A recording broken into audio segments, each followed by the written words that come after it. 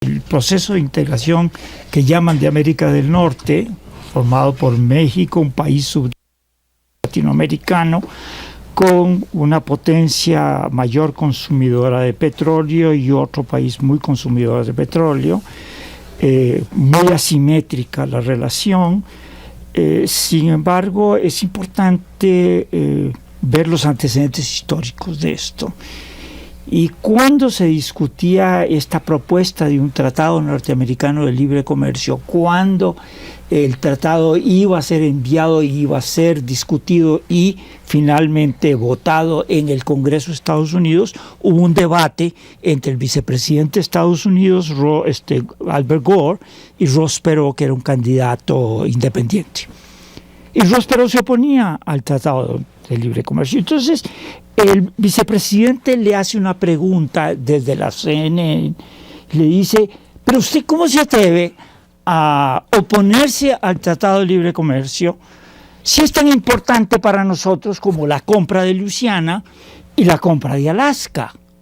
Haciendo referencia a una operación del expansionismo territorial de Estados Unidos de 1803 por Jefferson y a otra de 1867 de Alaska por el presidente, en aquel momento se llamaba Johnson, el sucesor del asesinado Clinton en 1867.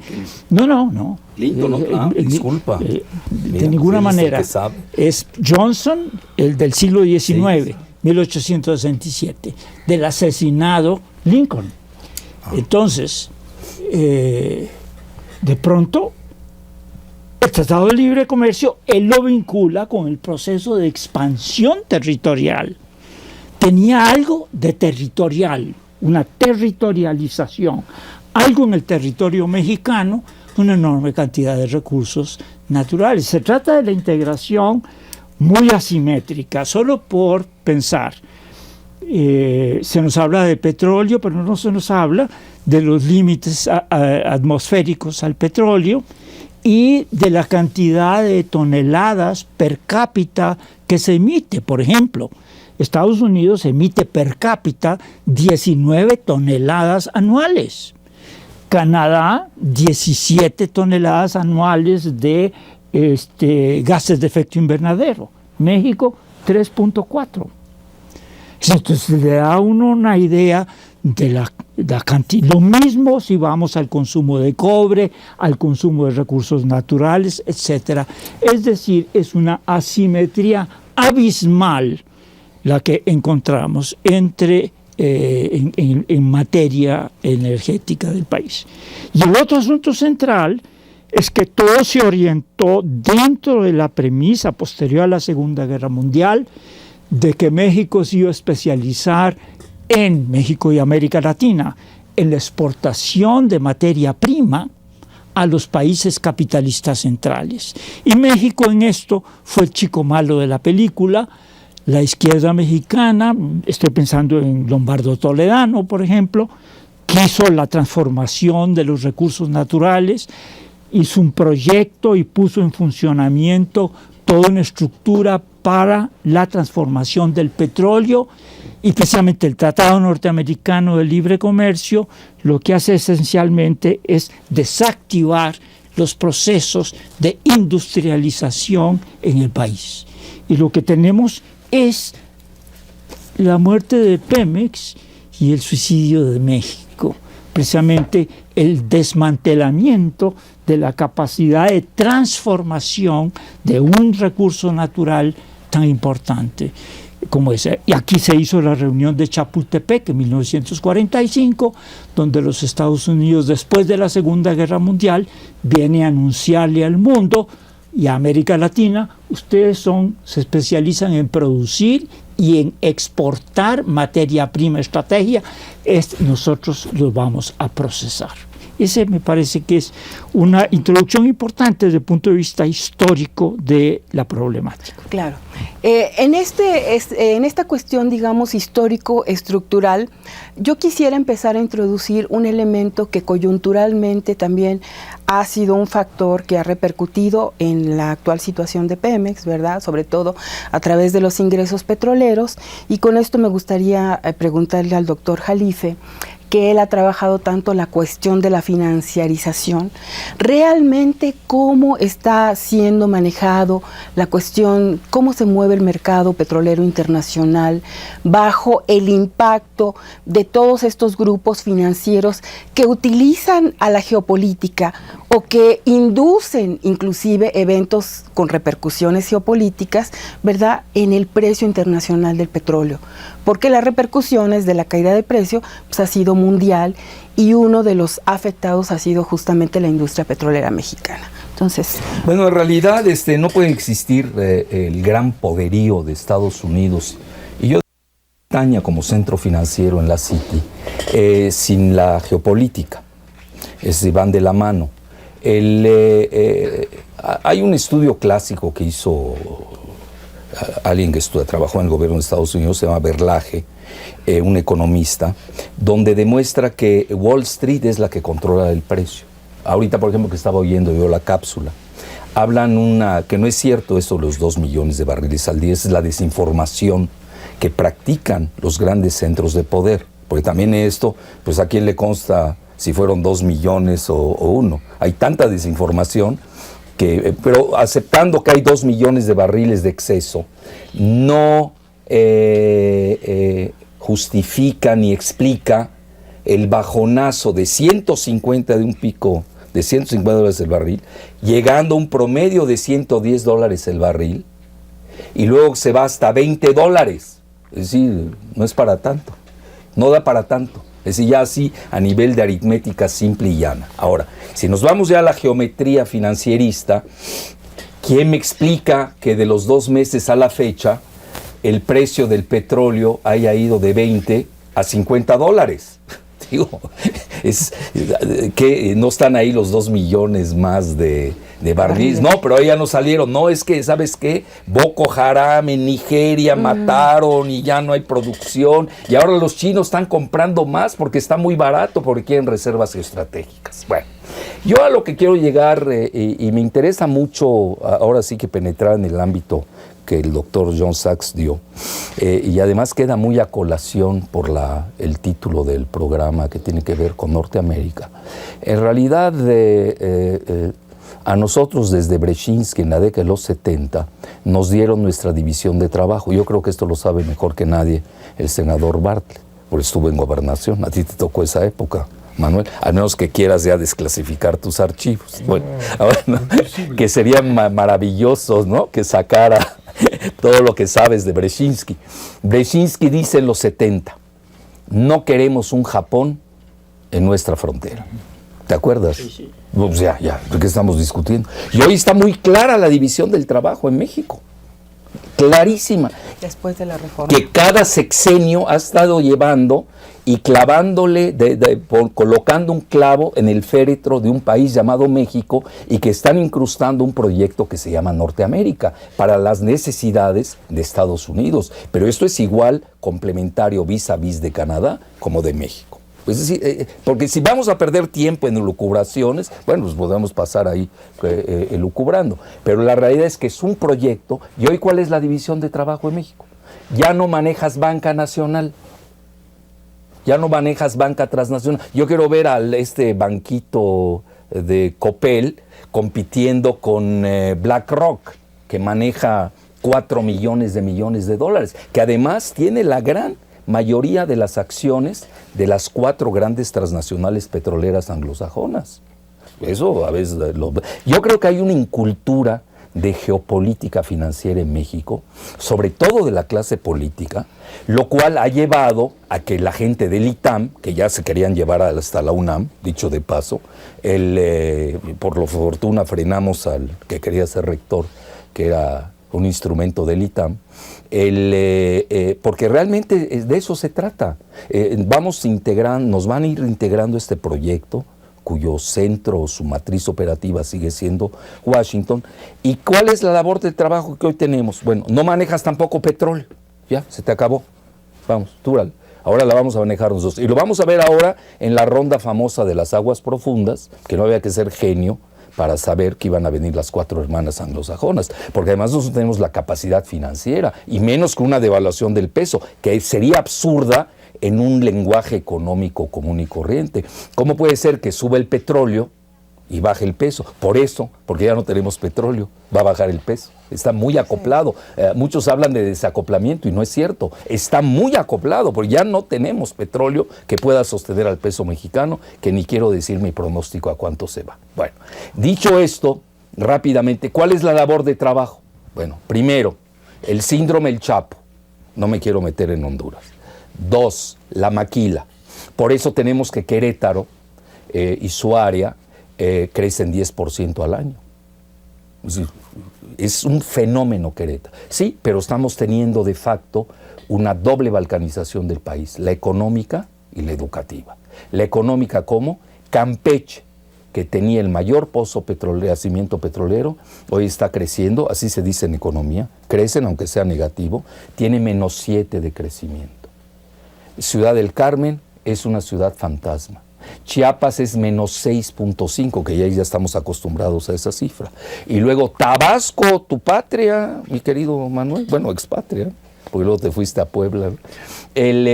Tabasco, -6. Bueno, llama la atención, es muy claro, los países de la maquila que Estados Unidos les dio la división de trabajo, creciendo. Mira, hay una cosa, Rocío, como estas para erizar los cabellos, que es producto precisamente de la división del trabajo.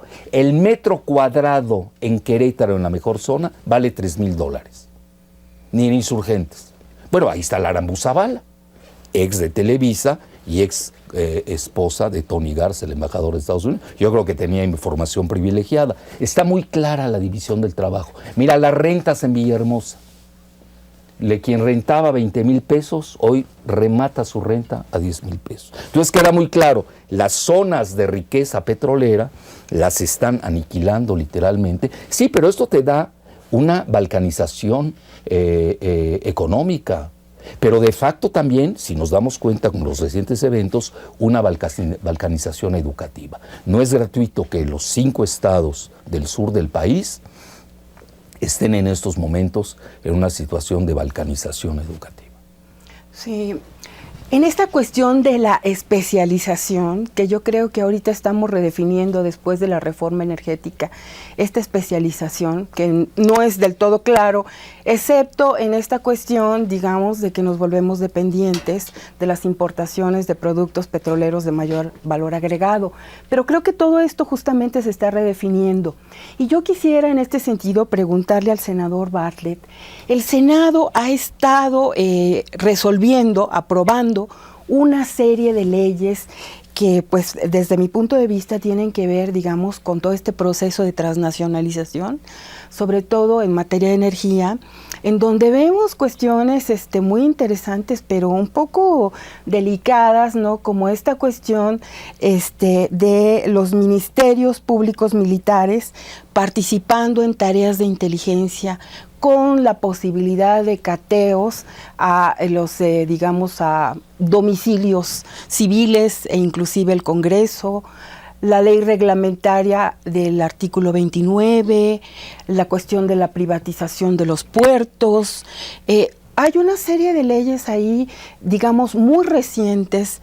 Inclusive ayer terminaron de aprobar, o antier, la cuestión del mando único que quedó como mando mixto. ¿Cómo podemos vincular, cómo podemos contextualizar todo este proceso de transnacionalización en todo este marco jurídico? Bueno, si partimos de las exposiciones espléndidas que me han precedido, vamos a completarla con política interna. Sí, lo que estamos viviendo es una entrega de la presidencia mexicana a estos intereses.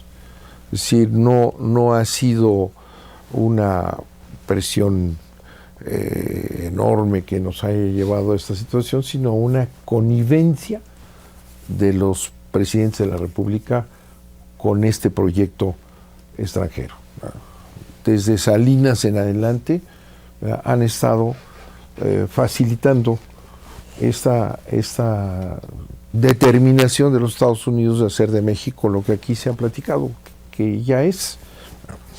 Entonces hay un asunto grave político. Los presidentes PAN y PRI, auspiciados ahí por su cola el PRD, han entregado el país. Sí, han aceptado toda una serie de instrumentos y medidas que nos ha llevado a una situación pues de colonia, podríamos decir, o de hegemonía total de los Estados Unidos en México. El asunto del petróleo, ¿no?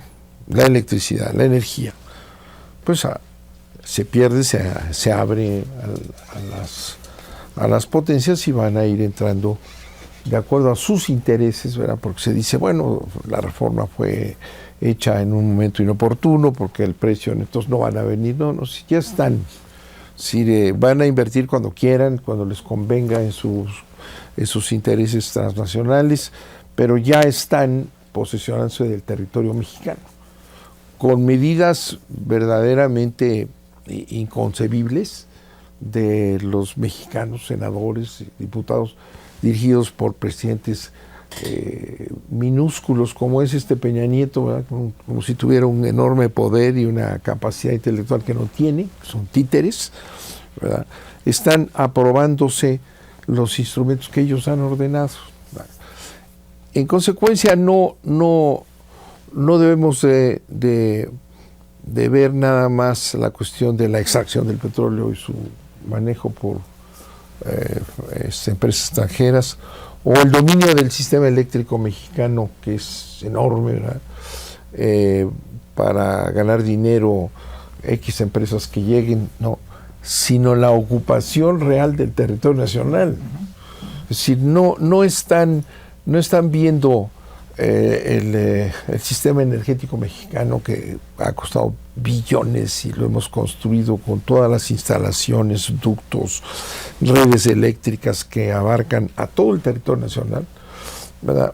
No va a operar para sacar el petróleo necesariamente como podíamos pensar, o nada más ganar dinero en la electricidad. No, estamos en un proceso de ocupación del territorio nacional.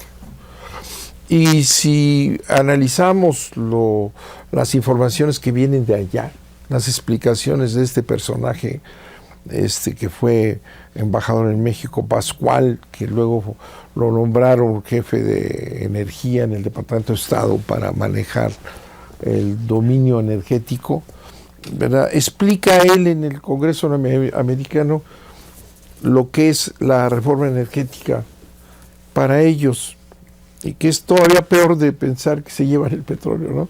No se llevan, se quedan aquí. Si el diseño que existe en el Congreso norteamericano, que aquí obviamente no sale nada porque los principales traidores son los presidentes, los que manejan la información, ¿verdad? Que de eso no se entera nadie.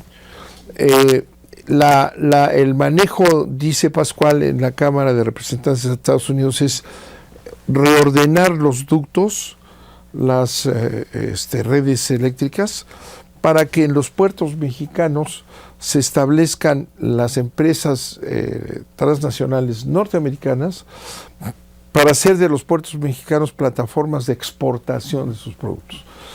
O sea, no es que toda la infraestructura es tan extraordinaria, usada para que las empresas transnacionales usen los puertos mexicanos para sus exportaciones, que es la ocupación ya del territorio nacional, con una serie de exigencias además, que son de terror, que es a lo que se refiere Rocío, exigencias en el sentido de necesitamos garantías, necesitamos un régimen especial penal en materia de energía.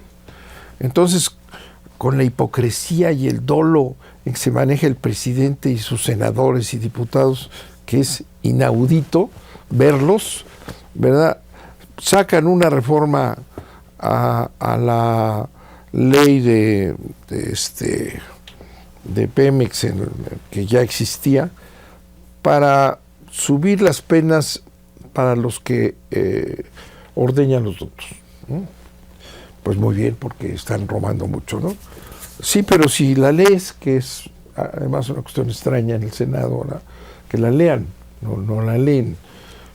Te encuentras con que es una ley punitiva en materia de energía y llega a establecer que X cuestiones que se hagan en relación con las instalaciones que van a ser extranjeras es terrorismo, delitos enormes, para que los mexicanos no vayan a atreverse a hacer nada en relación con la presencia ya de no solamente los ductos, las plataformas, las oficinas, todo tiene que tener una penalidad muy superior a la que existe.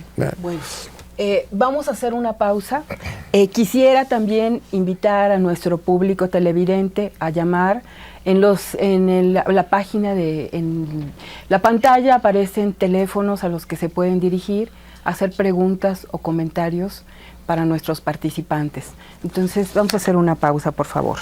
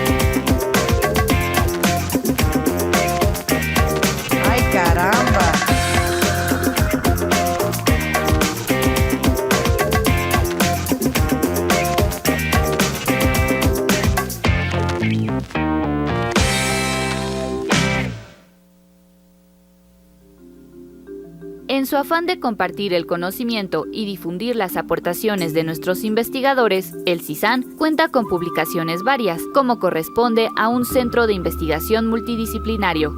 Entre las más recientes se encuentran 1. Más allá de la maquila. Contribución a la subcontratación internacional al desarrollo de China. 2. Nepantla. Liminalidad y transición. Escritura chicana de mujeres. 3. Los dioses llegaron tarde a Filadelfia. Una dimensión mitohistórica de la soberanía. 4. El circuito de los signos. Una introducción a los estudios culturales. 5. Tendencias económicas emergentes en América del Norte.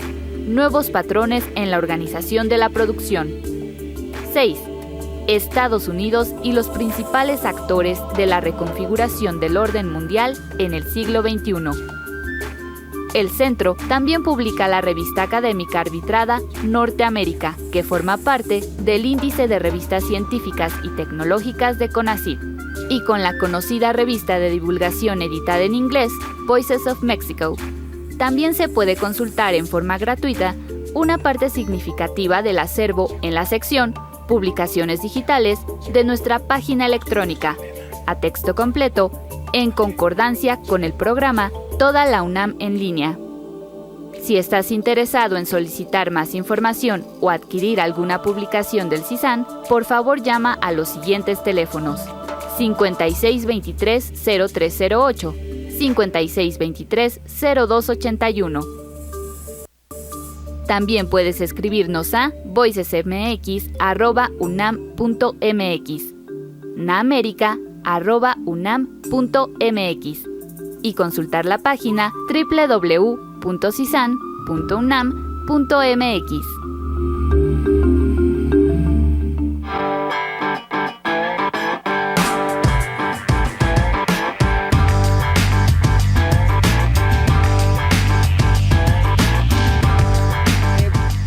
Bueno, para continuar con nuestro programa, yo quisiera preguntar al doctor Saxe Fernández.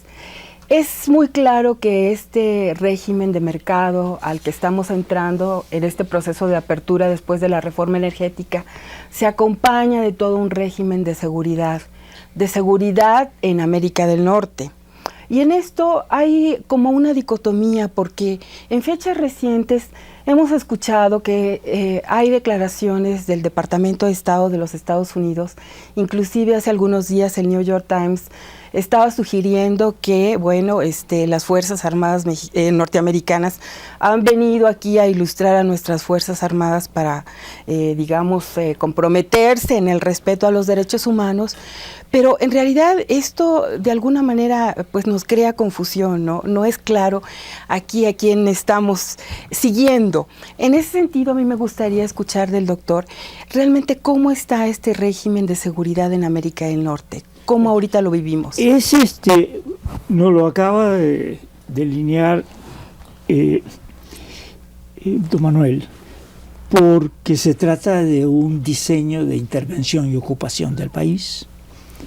Se tiene un nombre y tiene un presupuesto, se llama Iniciativa Mérida, y el presupuesto que le estuve revisando ayer ha gastado hasta ahora aproximadamente 1.565 millones de dólares, una buena cantidad en equipo militar y otra buena cantidad en otra serie de cosas que no se entiende, no tiene que rendirle cuentas a nadie por ese dinero. Los únicos que lo revisan son algunos comités del Congreso de los Estados Unidos, pero en una audiencia de la señora exsecretaria de Relaciones Exteriores de Calderón, Espinosa Villarreal, le preguntaron que quería ver los documentos de la Iniciativa Mérida, pues de todas maneras tiene un presupuesto total pensado entre 2.500 y 3.000 millones de dólares, y dije, no hay ningún documento firmado. No se rige por el derecho internacional y no se rige, contestó ella, por la ley interinstitucional de tratados. Eso lo dijo a diputados y se lo grabaron. Carlos Facio, un analista que también publica como yo en La Jornada, y como tú, Alfredo, Carlos sacó esa nota. Me pareció que era terriblemente importante recordarle al público. Es un arreglo de facto. ¿Y por qué es de facto? Porque está rompiendo con la ley constitucional en Estados Unidos y está rompiendo con la ley constitucional, el aparato constitucional en México, donde está prohibido el uso de los militares en funciones de ministerio público. Y en los Estados Unidos también, por la ley Posse Comitatus de 1878. Sin embargo, Bush aprobó la formación del Comando Norte al margen de esa legalidad. Por medio de un decreto, lo continuó Obama con otro decreto para mantener esa fuerza militar dentro de Estados Unidos, en Canadá y en México. Lo importante es, como lo dije anteriormente, el aspecto territorial, de ocupación territorial con que empezó el Tratado Norteamericano de Libre Comercio y continúa hoy en día. Por ejemplo, en Estados Unidos se crea el Homeland Security, Department of Homeland Security.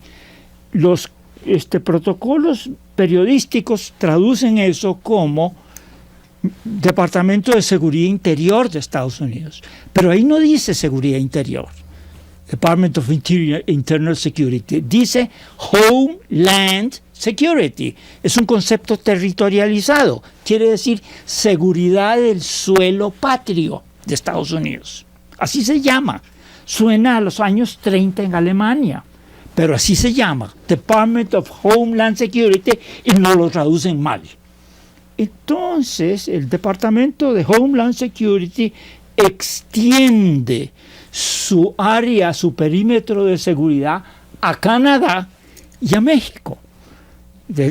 Y además, y esto es importantísimo, cuando el senador habla de que es un diseño de corte colonial, es un diseño de corte colonial, efectivamente, en el que una nación como México tiene intervenida sus diseños nada menos que de la frontera norte con Estados Unidos y de la frontera sur con Guatemala. Sí. Hay programas de Estados Unidos que se llaman programas de fronteras inteligentes, en los cuales ellos intervienen con financiamiento en programas específicos, política internacional, política de defensa y política económica. De eso me encargo yo. Y tenemos una cosa muy parecida a eso. Esto que dices de Homeland Security está ya operando. ¿Sí? Homeland Security es una secretaría fascista en los Estados Unidos que impone Bush, ¿verdad? Después de las Torres Gemelas. Ese personaje que dirige Johnson es un personaje siniestro. Es el que es un abogado norteamericano que justificó los asesinatos selectivos, ¿verdad? Que es la violación de todo derecho, ¿no? Sí. Deciden que maten a fulano en quién sabe dónde con un dron y matan a quien sea. Bueno, esa política la explicó Johnson, que hoy está premiado como secretario de Homeland Security. Homeland Security está diseñada, dices bien, para actuar en México. Porque como somos América del Norte, la seguridad de América del Norte, dicen, debe de estar garantizada por América del Norte. Es decir, Homeland Security, México, lo que haya de México o en Canadá, van a cuidar la seguridad en México. Entonces viene aquí Johnson, ¿verdad? Y lo recibe con banderas Peña Nieto, que es un secretario, viola los niveles no dijiste de que de Estados Unidos de México, una de por ahí del otro lado, pero le dan el rango de jefe de Estado, ¿no? Que no lo es. Y entonces ahí vemos cómo se van imponiendo, decía yo, este régimen penal especial para el que se atreva a tocar, ¿verdad?, una instalación transnacional eléctrica, que van a meterse en todas las propiedades de los campesinos, de los indígenas, ¿verdad? Y van a estar acusados de terrorismo los indígenas mexicanos. A eso sí, se atreven a tocar los enclaves energéticos norteamericanos. Y eso se complementa además porque está en la ley que las empresas transnacionales tienen el derecho de la ocupación temporal de las tierras que requieran para sus instalaciones. Nada más para adultos, no, lo que ellos decidan. Y como quienes defienden el territorio nacional son los presidentes municipales y las policías municipales, que son los que están viendo la destrucción de sus entornos por las mineras y las petroleras que vienen, entonces hay que desaparecer las policías municipales. Una institución fundamental, porque México, la estructura política de México está basada en el municipio libre y la policía es el instrumento de orden del municipio. Dicen que están contaminadas y que hay que desaparecerlas y debe haber un mando único. Y ese mando único es la Policía Federal y el Ejército y la Marina de México. Ese termina siendo el mando único, el Ejército. Y desaparecen toda posibilidad de retobos o de lo que sea a nivel del territorio nacional, ¿verdad? Y deja al Ejército, a final de cuentas, como fuerza dominante de control. Y el Ejército mexicano está sometido al Comando Norte. ¿No? Y ya están tomando la decisión inconstitucional, porque todo esto es inconstitucional, de que el Ejército mexicano participe en las misiones de paz de los cascos azules. Y aunque esté prohibido por la Constitución, ¿verdad?, están mandando personal militar sin autorización del Congreso, del Senado, a diversas misiones. Hace 3 o 4 días, Peña Nieto, en estas farsas que hace con la televisión y hace declaraciones, felicita a la Secretaría de Relaciones por la presencia ya de tiempo atrás de mexicanos en misiones en Líbano, en misiones aquí, en misiones, violando la Constitución.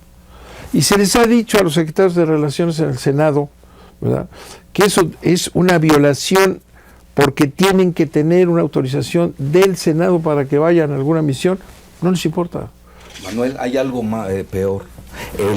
Si me permiten un segundo, fíjate que John Kerry dijo, tenemos 62 países que están en guerra contra los yihadistas. Yo le dije a mi asistente, ¿cuánto apuestas a que viene México? Me dice, es imposible. Y ella estudia maestría en relaciones internacionales, imposible. Dije, ¿por qué? Porque no lo ha aprobado el Senado y nadie lo sabe.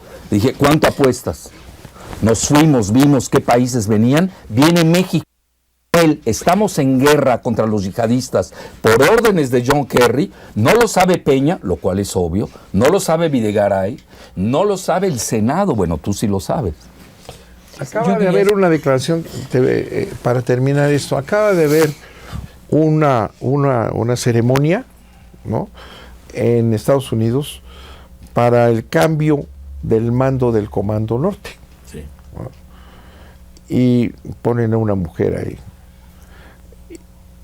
Toma la palabra, creo que es Carter, el secretario, Ashton Carter, el secretario de la Defensa norteamericana, y dice, quiero agradecer a los secretarios de la Defensa mexicano y el secretario de Marina, ahí sentaditos en el público, quiero agradecer que ya ahora estén realmente ayudando a la seguridad del mundo entero, participando en toda clase de actividades, ya no aquí cerca, sino en el mundo entero.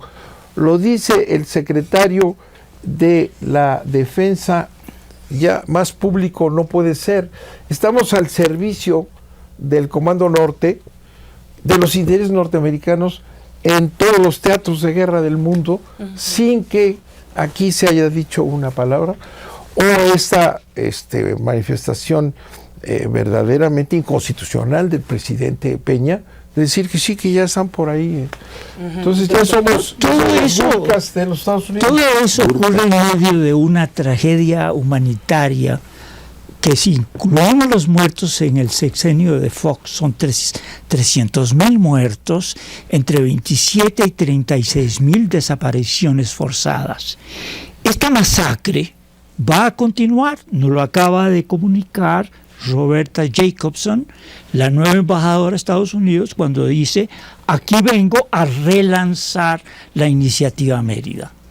Es decir, el programa de intervención y ocupación del país. Eso me parece que, ahora, el punto central que yo quería llegar es precisamente el cambio, el giro.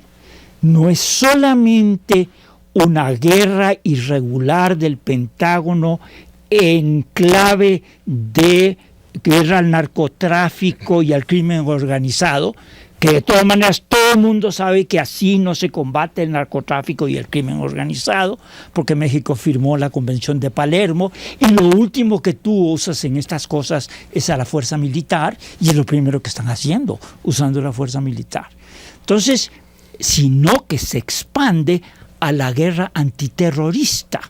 En estos cambios legales que usted está mencionando, donde hay una hiperdefensa de las instalaciones, cuando ya estas instalaciones de la infraestructura están en manos de corporaciones internacionales como terrorismo, es guerra antiterrorista, y esto me parece que es un anticipo de un escenario electoral para el 2018, porque el terrorismo y el antiterrorismo se presta para todo tipo de persecución política. Entonces, el país está entrando en una etapa todavía de mayor riesgo para la nación.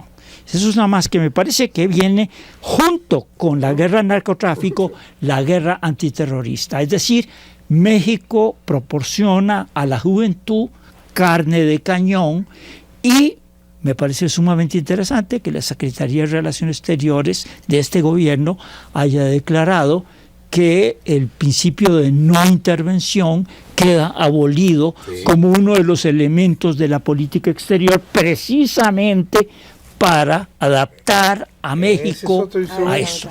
Y la mujer está, que el único mérito que tiene es ser sobrinita de Carlos Salinas. Más que hija de José Francisco. Sí, bueno, en la ignorancia total es la que está ahí diciendo y ahí estaba Castañeda que los también. Principios de política exterior que están en la Constitución de la República, de la no intervención, Ya entre no es. otros, Cierto. ¿verdad? Que esos principios ya son obsoletos. Sí.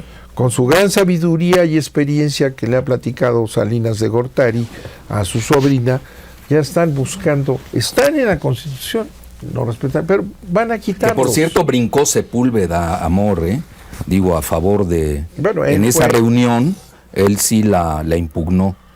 Bueno, que Claudia Castañeda no sabe nada de relaciones exteriores. Bernardo tiene el mérito de haber sido en el periodo de Miguel de la Madrid Un secretario quien de- impulsó la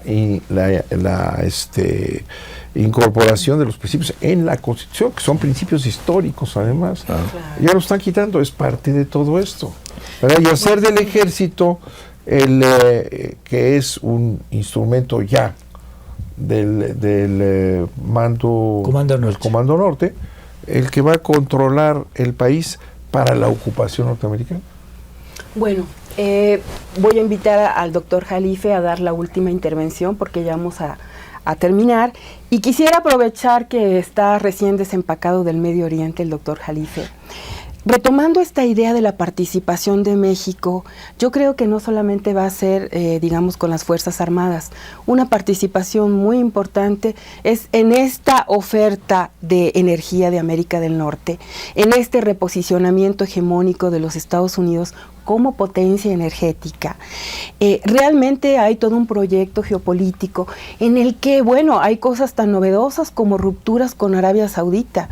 Yo quisiera preguntarle si realmente estamos hablando de un divorcio histórico tan importante con repercusiones para los países productores y si realmente hemos llegado a la culminación de una reversión de la estructura del poder internacional en favor de los países consumidores, en favor del mercado y con el control de los Estados Unidos a partir justamente de la energía, del poder que le da el fracking, la revolución energética. Y entonces, pues yo quisiera oír su opinión. Bueno, está muy claro hacia dónde va el mundo. Ya hasta el FMI despotricó contra el modelo neoliberal global. Espero que lo lean Videgaray y Aspe. Si no, pues los haremos leer. Que ya no sirve. Ya el FMI lo dice. Sí, pero ya muy... ¿Por qué? Porque el mundo va a la desglobalización, va a una regionalización que incluye el regionalismo energético. Por eso el concepto de América del Norte, que incluye todo, el Comando Norte, etc. Pero ahí están los dos documentos de Goldman Sachs que habla de integración energética, es muy claro. Además, México tiene un grave defecto, entre otros que tenemos que importar gas. Esta es otra cosa que a veces se nos olvida, porque no es lo mismo la geopolítica del gas que la del petróleo. Y luego no hay que perder de vista que México tiene la segunda o tercera reserva, tercera específica, de Shell Oil o Shale Gas, de los dos, que se escribe SHLE y que es el esquisto. La tercera, se dice fácil, en la parte noreste. Bueno, pero eso se subsana. ¿Cómo? Pues no hay agua. Pues, ¿qué vamos a hacer? A desviar el río Pánuco y que se mueran los feos campesinos, que es la tercera parte de la población del país. ¿Qué le importa eso a las transnacionales? Mientras menos mexicanos hayan, mejor. Bueno, ya viene la parte interesante. Es una integración que yo diría es peor que la colonial. ¿Por qué? Es una integración franquicitaria, de franquicia. Hay una franquicia llamada México, y se integra al modelo todo este que hemos venido en todas sus componentes de integración total, pero sin mexicanos. Esta es la parte interesante. Porque en la colonia, pues sí se aceptaban que hubieran los que llamados ciudadanos, no sé si eran ciudadanos o colonizados de la Nueva España. Pero ahorita ni eso. ¿Por qué? Porque ya Bush... Súbditos, vasallos, no sé cómo les dicen. Con Bush ya hizo la tercera parte del muro. La hizo en las narices de Fox y de Calderón y no chistaron. Y ahora Trump, con su proyecto de concluirlo, pegan de brincos, ¿no? Eso es muy interesante. la inconsistencia, incongruencia y esquizofrenia de los gobernantes mexicanos, más cuando son del PAN, que eso es más grave. Entonces, ¿a qué estamos asistiendo? Yo creo que el golpe de Obama, que hasta le valió ir a Toluca, en su vida creo que soñó ir a Toluca Obama, fue a darle las gracias a Peña porque le integró el Golfo de México, que se nos olvida cuánto mide. 2 millones de kilómetros cuadrados, y yo me atrevo a decir que es una de las 5 principales reservas de petróleo no convencional en el mundo. De ese tamaño es la entrega, y se la dan a las 4 transnacionales, una de ellas que devastó el Golfo de México. Es más, hasta los vamos a premiar. Entonces, yo, ¿dónde llegaría para qué hace Estados Unidos con el fracking y las reservas del Golfo de México?